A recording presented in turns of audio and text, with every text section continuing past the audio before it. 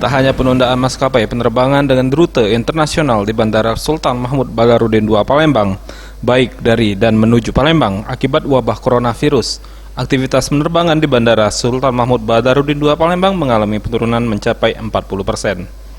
Hal tersebut diungkapkan oleh Fahrozi selaku General Manager Angkasa Pura II Palembang.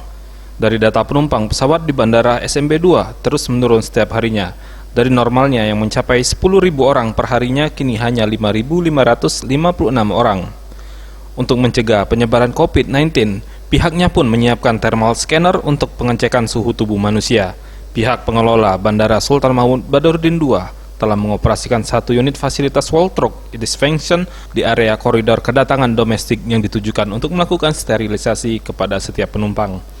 Pihaknya pun juga menyediakan peralatan medis dan ruang isolasi khusus jika ada penumpang yang suspek COVID-19, serta penyediaan hand sanitizer, serta pemberlakuan social distancing untuk antrian di area pemeriksaan keamanan, check-in, garbarata, dan kursi boarding lounge.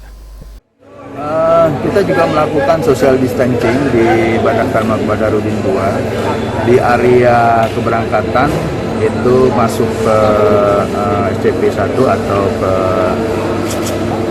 pemeriksaan keamanan, kemudian juga di area check-in counter, kemudian juga di area boarding lounge, maksudnya kursi. Jadi kursi pun kita atur untuk ada jarak antara orang dan orang. Tim Liputan Sriwijaya TV.